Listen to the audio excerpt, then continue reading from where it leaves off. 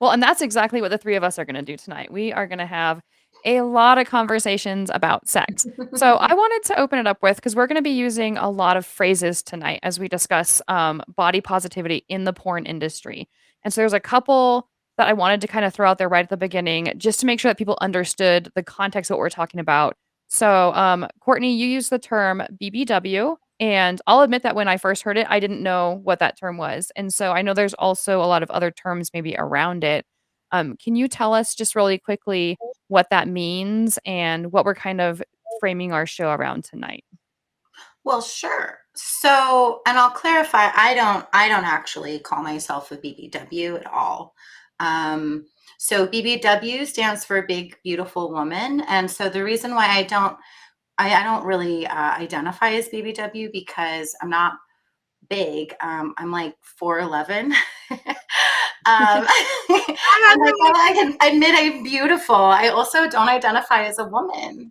I identify as non-binary genderqueer. So if anything, I call myself like plus size petite or fat, or curvy, or a fat femme, which I believe is a strictly queer identity, femme sort of coming from the idea of like butch femme. And for me, what I can say is that BBW gets used with me as a marketing term. So occasionally I'll use it as a hashtag to fish and see if any fans out there are interested. But for the most part, for me, it just doesn't fit.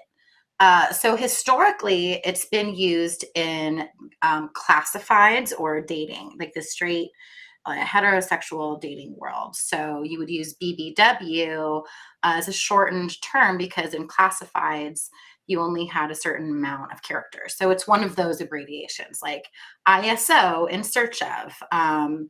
height, weight, proportionate, HWP, right? So BBW is from that. It comes from that. So it's Oh, shortened interesting. version of BBW or Big Beautiful Woman. So then if we dig just a little bit deeper and like, well, where did the idea of the big beautiful woman come from? I mean, it comes from sexism and fat phobia, unfortunately, because what is a big beautiful woman if not some kind of exception, right? Like, I think the idea of a BBW is somehow alluding to a fat girl that's just magically pretty. Or like pretty for other reasons or whatever. You're right. Like the connotations can have like a negative spin depending on how you put it. It's So like this wild thing where she's like, she's a big girl, but she's beautiful, she's also beautiful, right? Yes. Yeah. Yeah. Mhm. Well, So it definitely makes me a little nauseous. Like absolutely.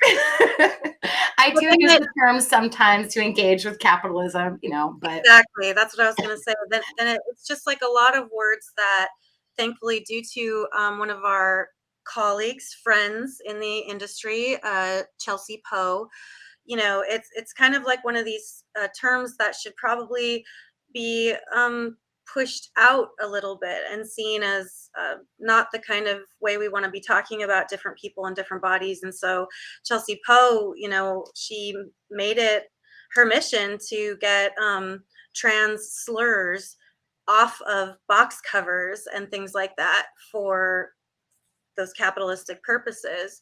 And as far as I can tell, she was really successful with that. And so, maybe we need to be sort of thinking about making a campaign to get rid of BBW, because I'll say that, like, I didn't even know what, like, when you just told me about the history of it and stuff, that it was for classifieds and things like that. I just kind of thought it was always a porn term, to market to people, the many people who want to see that kind of stuff.